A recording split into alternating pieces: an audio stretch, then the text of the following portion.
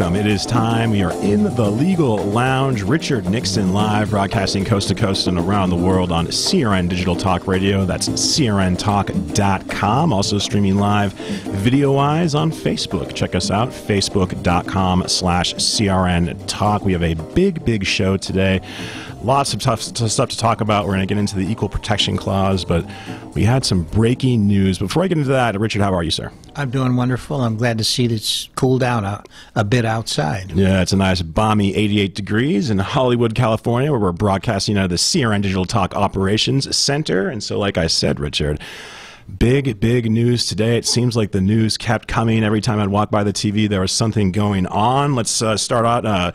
Former Trump campaign manager Paul Manafort has been convicted out of 8 of 18 charges, indictments, and he will the government said they will seek mistrials in the remaining counts on that indictment. And also Michael Cohen, the president's former attorney, also has pled guilty to 8 counts.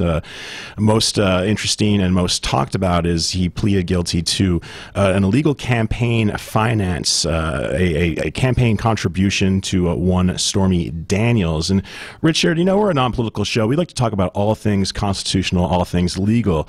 And so it's so great for myself and the audience to have you in studio so we can pick your brain.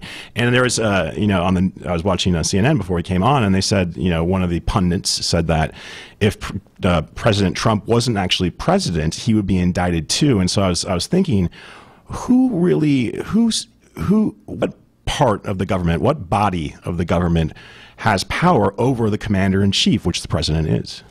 Well, there shouldn't be any, except that the powers, the way it's distributed in this country, is supposed to be separate and actually equal, and with no one department usurping the role or the power of the others. And this is why many people think that the special prosecutor that's been going after Trump for the last year or so was not properly authorized, because under the Appointments Clause, his position should have been sanctioned by the Appointments Clause, that is, by the Senate, and it wasn't. And therefore, some people like Mark Levin demand that he be stripped of his authority, and that he wouldn't mind if he was forced to leave the country. Yes.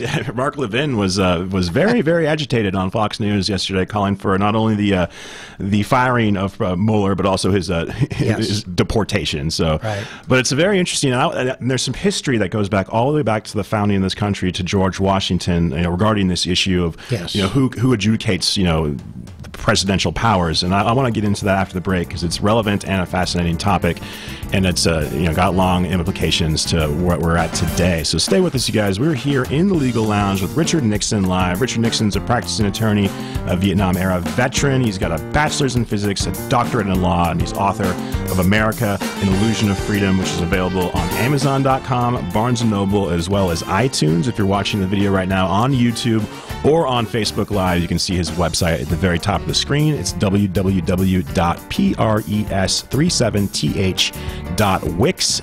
That's wix.com/America. That's www.pres37th.wix.com/America, where you can find more information about Richard and also order his book from there as well, and also on Amazon, you guys. So stick around. We're going to talk a lot more about the issues of the day and, of course, Equal Protection Act right after the break. What are you going to do with your old car? You can try selling it, you could junk it, or you could donate it to Heritage for the Blind. Your car will be towed away for free, and your donation is tax deductible. Just call 1-800-785-9618. Heritage for the Blind accepts cars, vans, trucks, and boats. It doesn't matter if your vehicle runs or not. It will be towed away for free, and you'll be supporting those that need help. Heritage for the Blind is a nonprofit organization that helps the visually impaired live fuller lives. Call right now to donate your car, and as a special thank you for calling, you'll receive a free 3-day vacation voucher to many exciting locations. Call Heritage for the Blind right now, 1-800-785-9618. Donating is easy, and your vehicle is towed away for free. Plus, you'll get a free vacation voucher. Call now, 1-800-785-9618. That's 1-800-785-9618.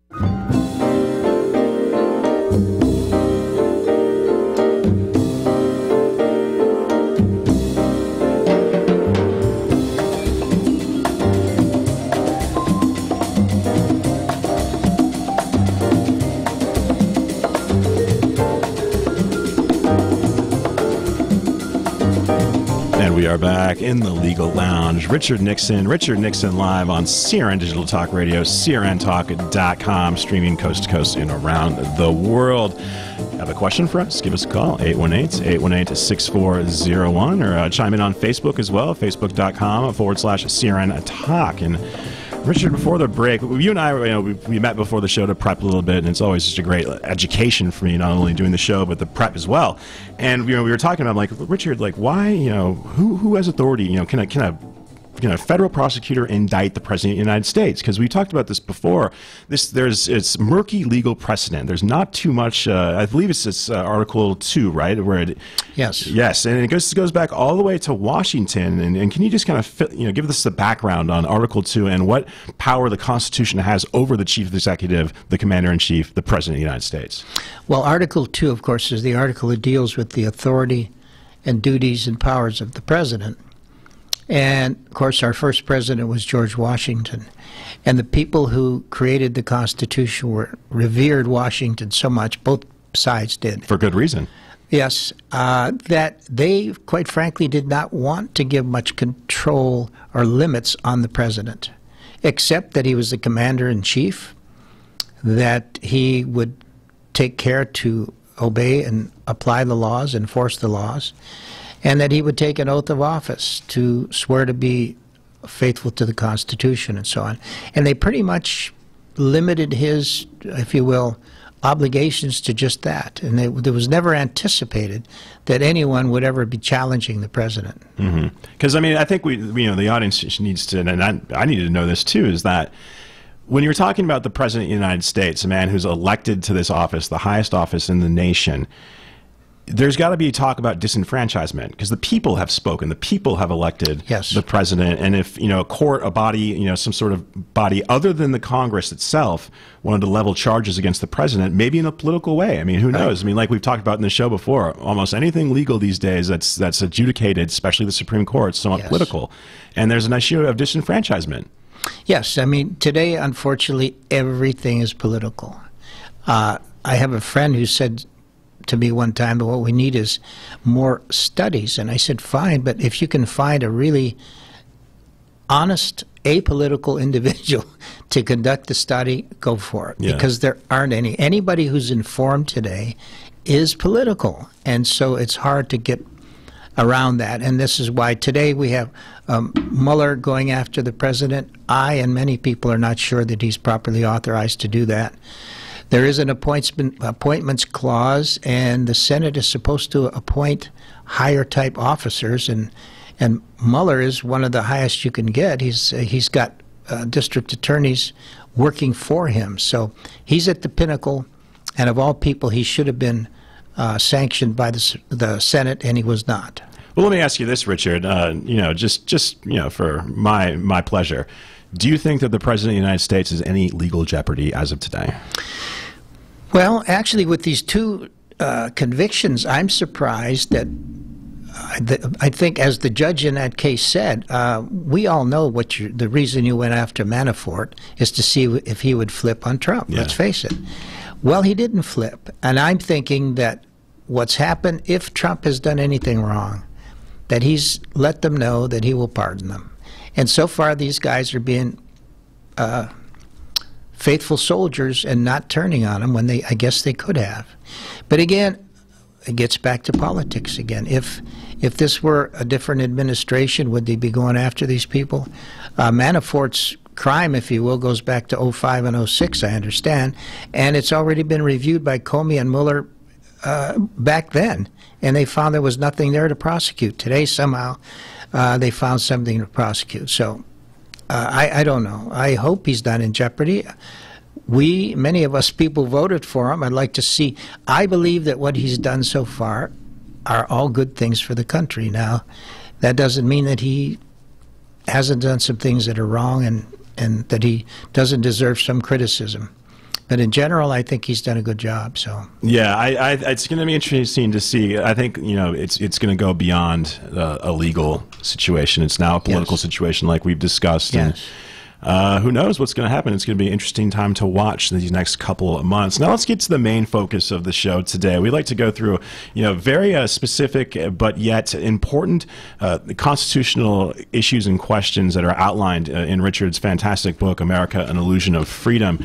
And we briefly touched upon this in previous shows, but now we want to go on a deep dive on the Equal Protection Clause. The Equal Protection Clause is part of the 14th Amendment of the United States. The clause, which took effect in 1868, provides that no state shall deny any person within its jurisdiction, quote, the equal protection of the laws. Can you give us a background on the Equal Protection Clause and why it was implemented?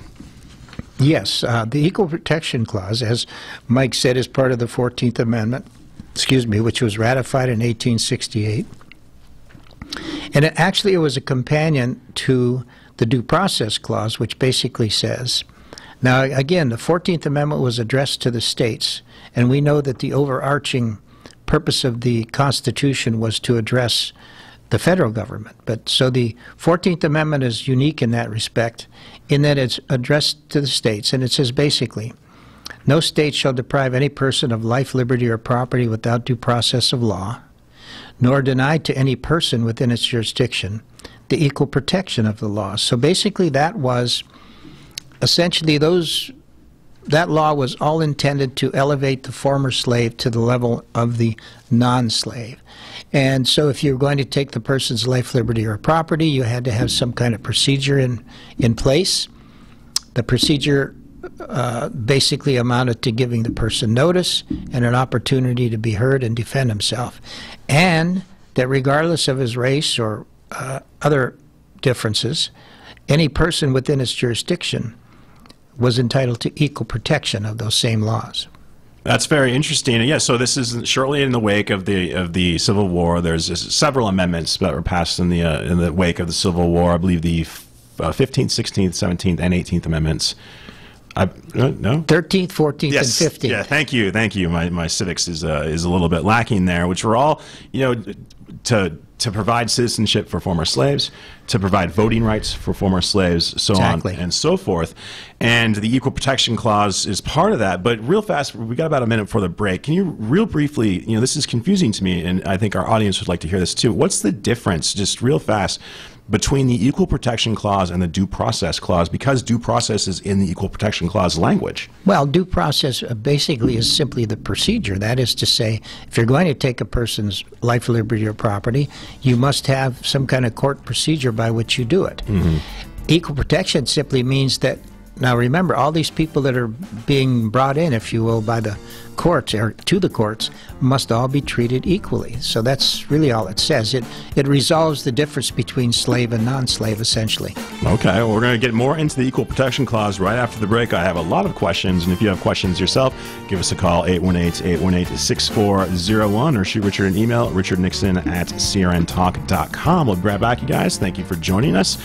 Check us out on Facebook, facebook.com/CRNTalk, and we'll be right back right after the break. More with Richard Nixon. He's an attorney, he's a constitutional scholar, and he's a fantastic recreational conga player as well. So stick around. We'll be right back. More of Richard Nixon live here in the Legal Lounge on CRNTalk.com.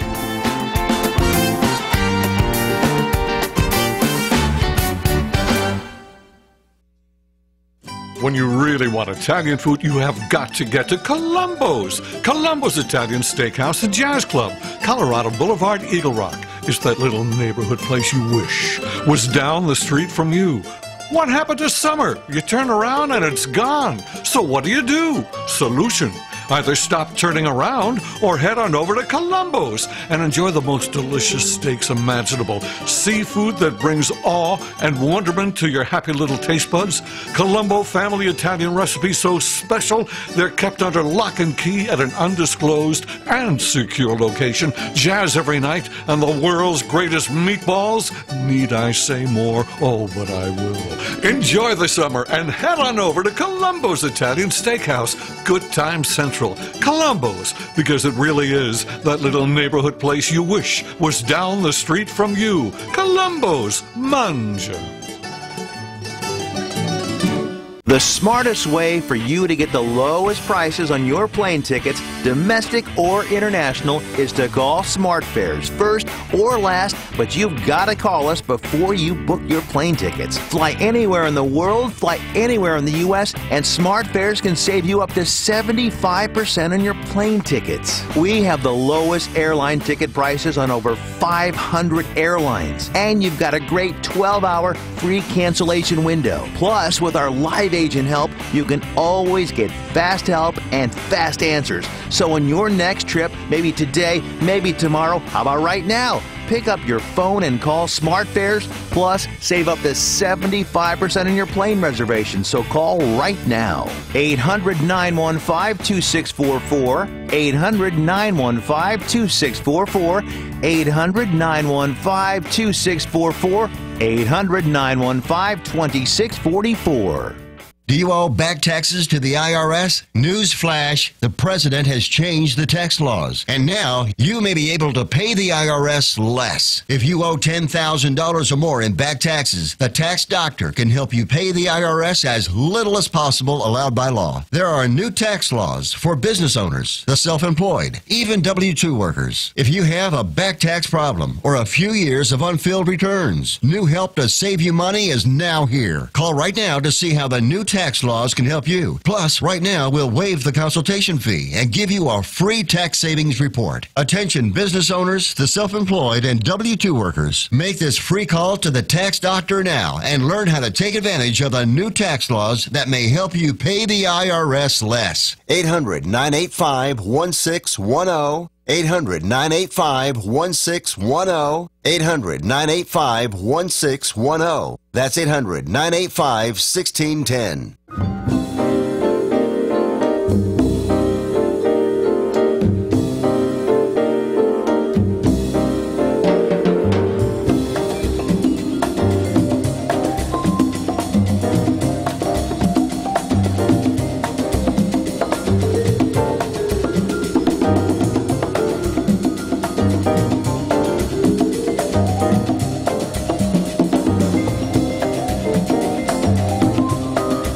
And we are back. Richard and Nixon live in the Legal Lounge here on CRN Digital Talk Radio at crntalk.com, streaming coast to coast and around the world. We're talking about the Equal Protection Clause of the United States Constitution, part of the 14th Amendment of the Constitution, said Constitution. And so we were talking before, and you know, this was solely pretty much about freed slaves. In the wake of the Civil War, we had a huge slave population that was recently freed by the 13th Amendment, and the 14th Amendment needed to codify certain rights to these former slaves to make them, to give equal citizenship to the rest of the country.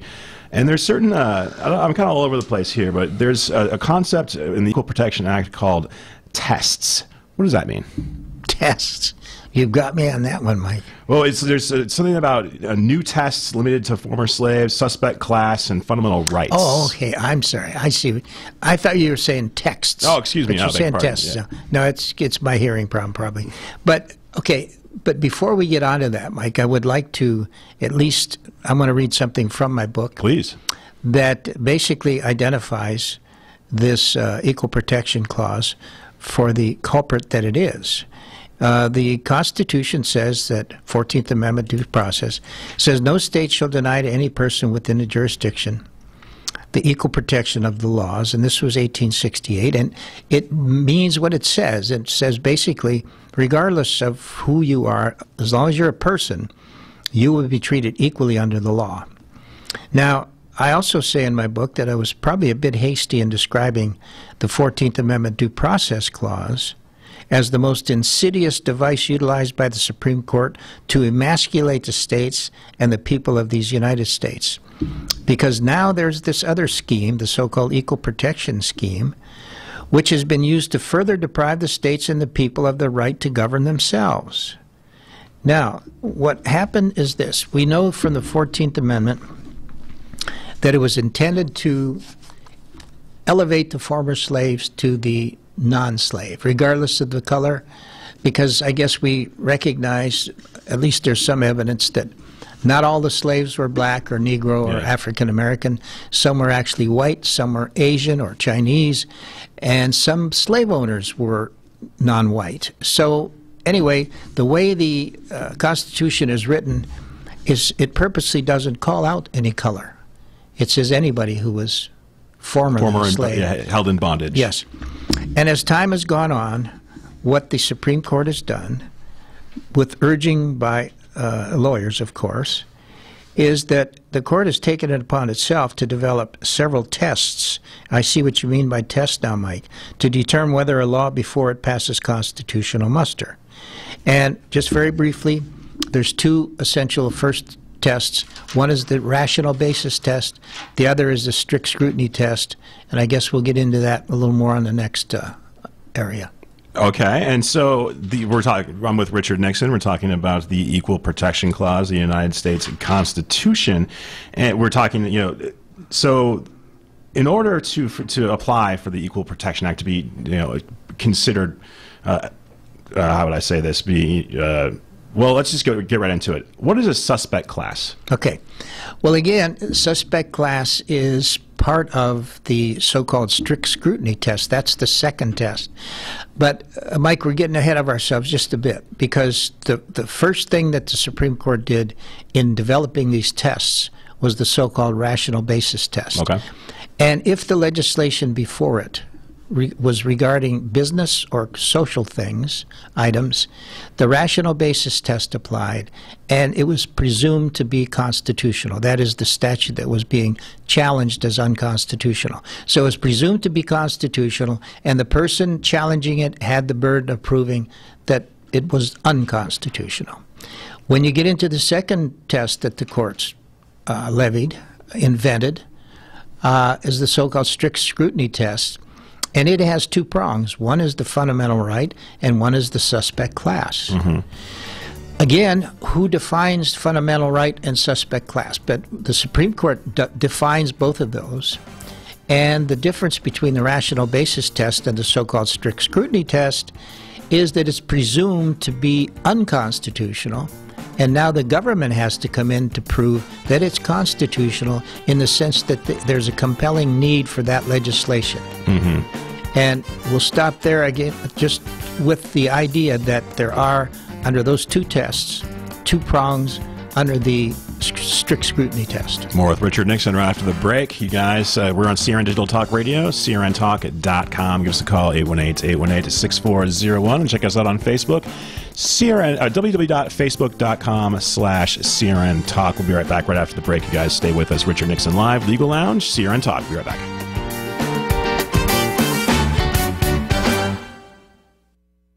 Hi, everyone. This is Fred Dreyer. You listen to me every week on the Sports Lounge. Well, I'm here to tell you my good friend and co-host, Michael Horn, is making his wine knowledge and his incredible industry contacts available to you. Mike will educate you in the world of wines. He will stock your wine cellar, wine refrigerator, or wine rack with one-of-a-kind wines. Also, as a lover of a great glass of port, I will share with you my experiences in finding the cigars that fit your palate. I will help you stock your humidor with great cigars that reflect your growing taste and the very best smokes for your budget. Mike and I can set up a once-in-a-lifetime wine dinner, and I can host a sports cigar party. Call us today at 818-818-6400. That's 818-818-6400. Let us find the dream wines and cigars of your lifetime.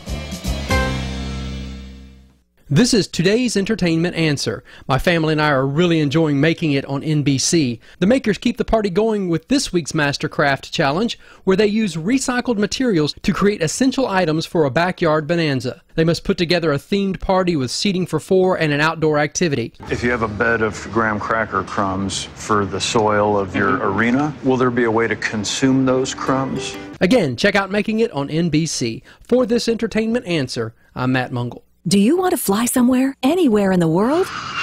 Smart travelers call myflightsearch.com for the best deals on flight tickets. Going to Manila, Bangkok, London, how about Singapore? Call myflightsearch.com for the lowest flight tickets available. What about a local vacation? Let's say you want to fly to Vegas, Orlando, Miami, Los Angeles, or Denver. Pick up the phone and call myflightsearch.com right now. We have exclusive deals that you can't find anywhere else. The only way you can get these low airline prices is by calling us. We have so many low prices available, we can't possibly tell them to you right here and now. If you're flying somewhere anytime in the next 6 months and you want the lowest airline ticket prices anywhere, you owe it to yourself to save a ton of money. So pick up your cell phone and call myflightsearch.com right now. Call 800-445-3166. 800-445-3166. That's 800-445-3166. Call now. 800-445-3166. You check things all the time, like your email every 10 seconds, or your ex's Instagram. But what about checking something as important as your credit? Well, Discover makes it quick, easy, and best of all, free. Discover is now offering FICO credit scores to everyone for free, even if you're not a customer. And checking your score won't hurt your credit. We call it the Discover Credit Scorecard. And once you know your score, you should check to see if your current credit card is the best fit for you. Check your credit, compare your card. Go to discover.com/credit scorecard. Limitations apply. You order a glass of your favorite Cabernet, fresh asparagus, hollandaise on the side, a filet, medium rare. You unfurl your napkin with a flair, close your eyes, and prepare to listen. Ah, there it is. The sweet music you long to hear. The sizzle. The sizzle of a Ruth's Chris steak. The most magnificent corn-fed prime beef, broiled to perfection at 1800 degrees. Some call it a sizzle. We call it an anthem. As the waiter approaches, you think, is this one mine or that one? Ruth's Chris Steakhouse. Like Ruth always said, life's too short to eat anywhere else. Make a reservation online at ruthschris.com or by calling 800-544-0808.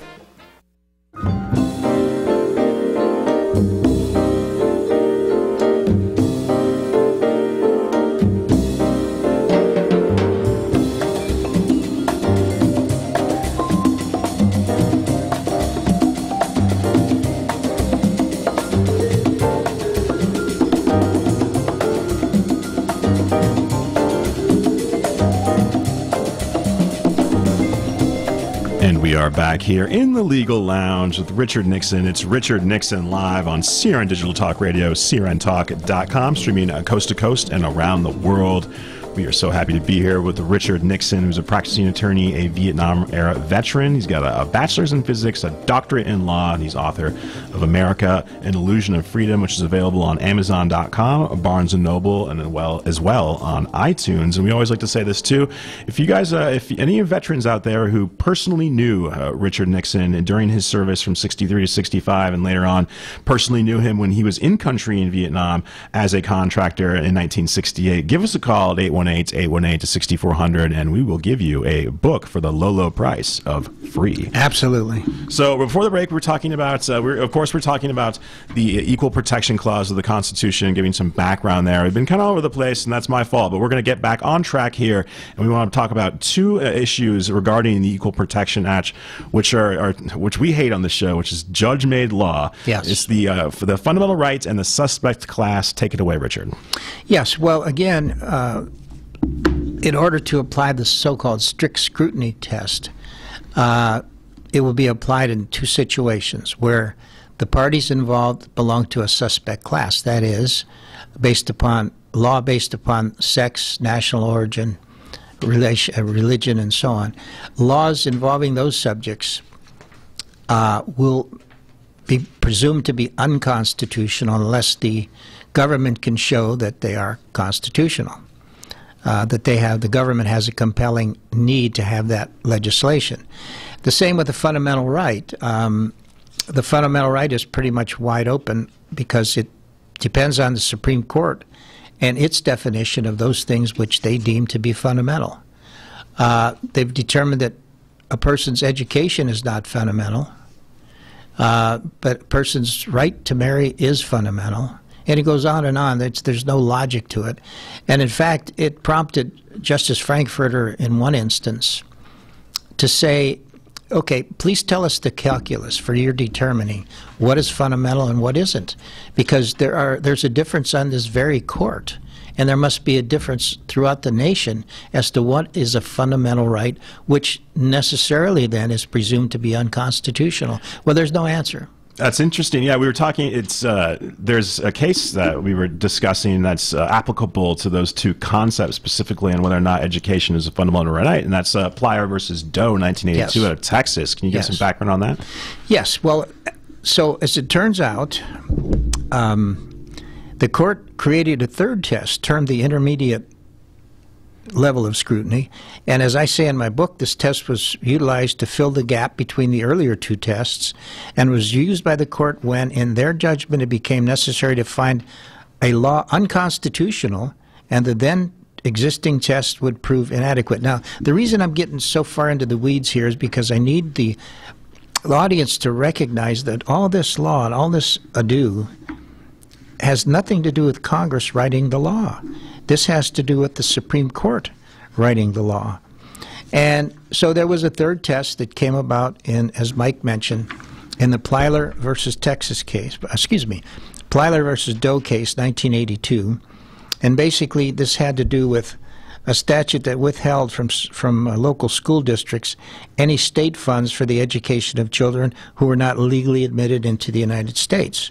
So the Board of Education there in Texas said, we shouldn't have to educate these children unless they pay because they're not here legally. Well, the Supreme Court, only for this particular fact pattern, came up with what is called quasi-suspect class and quasi-fundamental right, because they admitted that, number one, alien children were not a suspect class, and the right to an education was not a fundamental right. So neither one qualified for either previous test. Didn't qualify for the rational basis test, or I should say, if they applied the rational basis test, Texas would have won. If they applied the strict scrutiny test, Texas would have won. They didn't want Texas to win. They wanted to be able to argue that Texas withholding an education from illegal children was unconstitutional, so they came up with this third quasi-suspect class and quasi-fundamental right, and determined that depriving these children was a violation of the Constitution. Now, Chief Justice Berger, who was he was the Chief Justice at the time, he wrote the dissent, and I'm just going to quote a few things here, Mike, if it's okay. I think Mr. Berger, or I should say Chief Justice Berger, was right on target with what I think my main theme in the book is, that we've got the court writing law again, and what he said is this: we trespass on the assigned function of the political branches under our structure of limited and separated powers when we assume a policy-making role as the court does today. And one other thing, Mike. The court employs and, in my view, abuses the 14th Amendment in an effort to become an omnipotent and omniscient problem solver. That the motives for doing so are noble and compassionate does not alter the fact that the court distorts our constitutional function to make amends for the default of others. Now, there's more to go. If we have time, Mike, I can keep going. We got it. Yeah, go for it. We got about a minute. Now, as he says, the dispositive issue in these cases, simply put, is whether for purposes of allocating its finite resources, a state has a legitimate reason to differentiate between persons who are lawfully within the state and those who are unlawfully there. The distinction the state of Texas has drawn, based not only upon its own legitimate interest, but on classifications established by the federal government in its own immigration laws and policies, is not unconstitutional. Moreover, the court expressly and correctly rejects any suggestion that illegal aliens are a suspect class or that education is a fundamental right. Yet by patching together bits and pieces of what be termed quasi-suspect class and quasi-fundamental rights analysis, the court spins out a theory custom-made to the facts of these cases.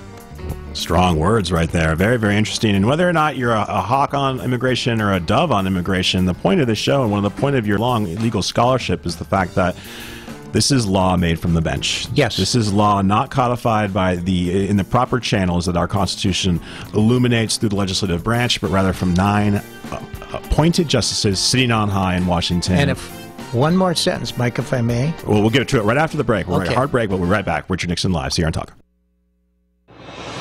If Ernest Hemingway was alive today, would he say this to you? Shakespeare, Mark Twain, Edgar Allan Poe, all great writers. And after reading your book, I simply must add you to the list. Wait, you don't have a book yet, so make a free call to Page Publishing. Their expert staff can help you turn your book idea into a real book, a masterpiece that could someday make the bestseller list in hard copy and digitally all across the world. Page Publishing can help you completely take your idea for a book, write it, and publish it. So if you want to join the ranks of some of the most famous authors in the world, call now for a free information kit. Turn your book idea into publishing gold. Make a free call right now to Page Publishing. 800-378-3212. 800-378-3212. 800-378-3212. That's 800-378-3212. The following ad contains shocking material. Listener discretion is advised. Is someone in your family playing a dangerous game of Russian roulette? Over 43,000 people die a year from drug overdose. 120 people a day. 5 people every hour. 1 person every 12 minutes.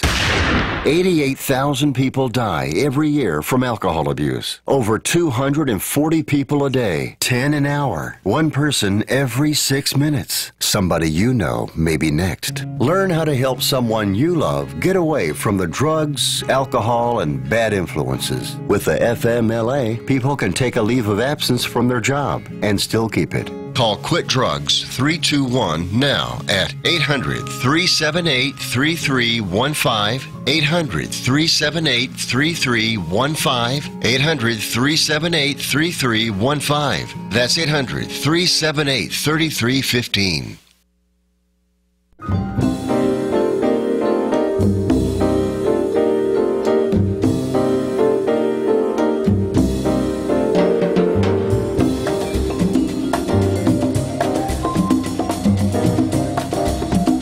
And welcome back. Richard Nixon Live. We are in the legal lounge here on crntalk.com. CRN Talk streaming around the world and coast to coast on the internet, on Facebook. If you have, if you want to listen to us, just you have an Alexa or an Amazon Echo or a Google Home, all you do is say, "Hey Alexa, play CRN1 on TuneIn," and you can listen to us right now.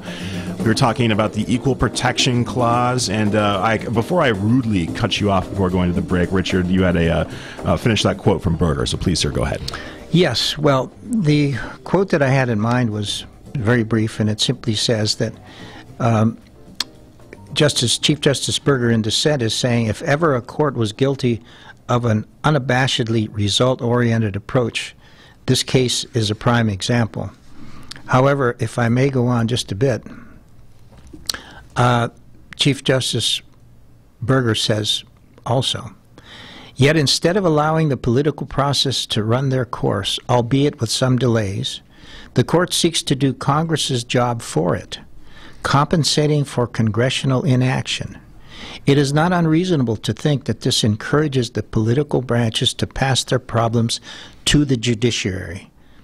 The solution to this seemingly intractable problem is to defer to the political processes, unpalatable as they may seem to some, and this is what Chief Justice Berger basically ended it with, is simply saying, if we allow the political branches to pass their problems onto the judiciary, their muscles, or like muscles, that political exercise will atrophy. And too many times we are given the problem of solving problems that Congress could correct. That statement from Berger, and you just read so eloquently right there, is almost the fundamental background of this show, and you know, absolutely the theme of your book as well, is that regardless of how you stand on these issues, like I said before the break, if you're hawkish or dovish on immigration, if you're hawkish or dovish on speech, or any of these constitutional issues, right, the fundamental issue is not that is that these important issues, constitutional issues, are being adjudicated by the courts, yes, and not by the legislature. And Congress Congress, by the Constitution, by the Founding Fathers, they're the ones that make laws. Yes. Supreme Court, the federal courts, the state courts, they're not the ones that make laws. Yes, and these arguments that the justices put forth are all cogent, logical arguments, but they're better placed in a legislative scheme, not in a judiciary scheme, and that's the point. And again, Berger has been, frankly, laughed at for being too conservative, but quite frankly, I think his position vis-a-vis who should be writing the laws of this country that we, the people of this country, must obey, I think we have to refer to Article 1, Section 1 of the U.S. Constitution itself. And it says, all legislative powers herein granted shall be vested in a Congress of the United States, which shall consist of a Senate and a House of Representatives. Now, it could not be clearer.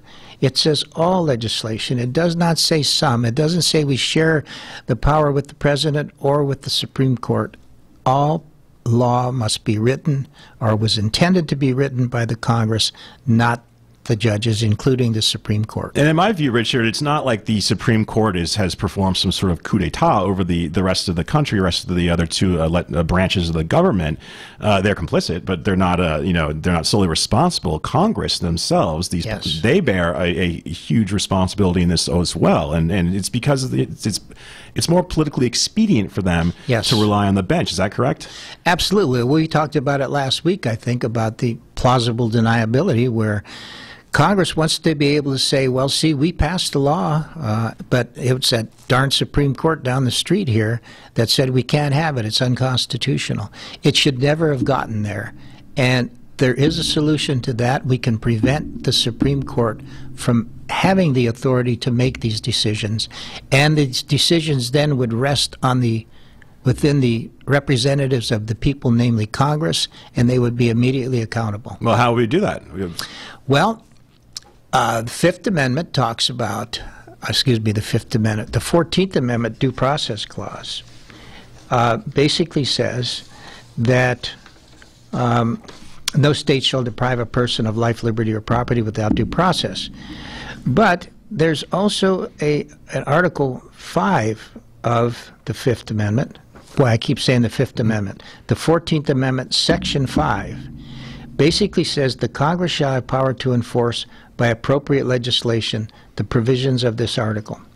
So at any time, Congress can redefine equal protection.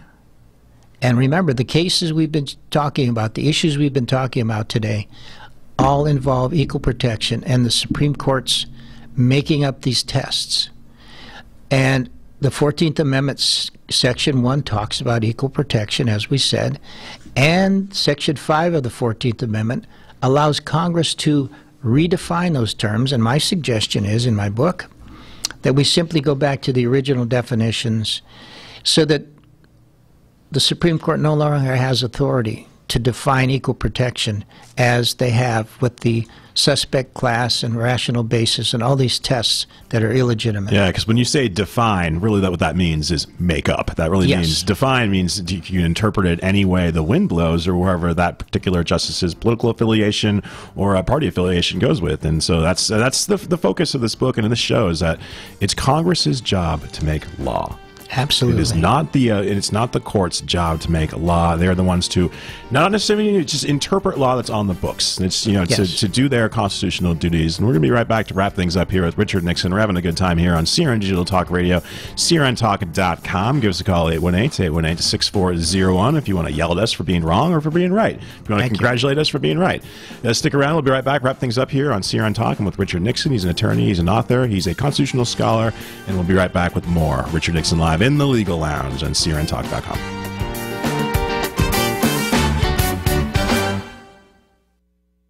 Were you scammed into signing a timeshare contract? And did you miss the part that said you have to pay for your great idea? Not only for the rest of your life, but when you're not here anymore, you get to pass this turkey onto your family for them to pay for the rest of their lives. Thanks, Dad. Don't burden your family down the road, and don't be stuck with expensive timeshare payments forever. Get out of your bad idea timeshare contract guaranteed, or pay nothing. Call Resort Release today and learn for free how their timeshare Timeshare Exit team can help you legally exit your timeshare contract. They've helped thousands of people, and they're A-plus rated with a BBB. So if you feel scammed, get mad and get out of your expensive timeshare contract right now, guaranteed. Call NOW. 800-470-4125. 800-470-4125. 800-470-4125. That's 800-470-4125.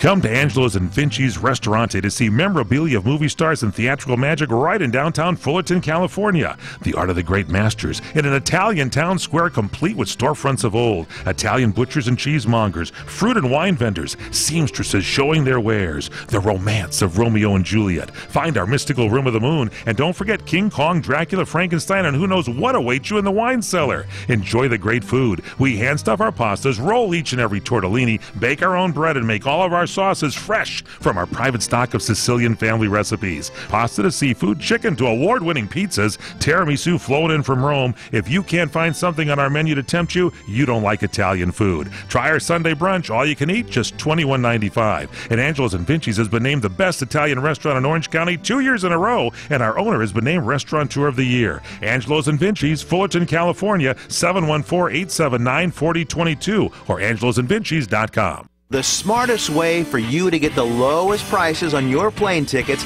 domestic or international, is to call SmartFares first or last, but you've got to call us before you book your plane tickets. Fly anywhere in the world, fly anywhere in the U.S., and SmartFares can save you up to 75% on your plane tickets. We have the lowest airline ticket prices on over 500 airlines, and you've got a great 12-hour free cancellation window. Plus, with our live agent help, you can always get fast help and fast answers. So on your next trip, maybe today, maybe tomorrow, how about right now? Pick up your phone and call SmartFares, plus save up to 75% on your plane reservation. So call right now.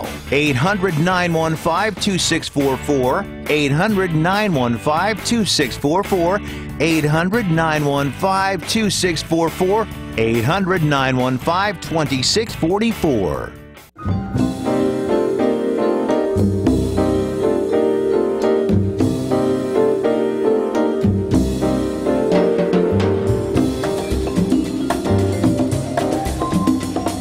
And we are back here. Richard Nixon live in the Legal Lounge on CRN Digital Talk Radio. We're having a good time here on CRNTalk.com, streaming live coast to coast and around the world. Available on Facebook, facebook.com/CRN Talk.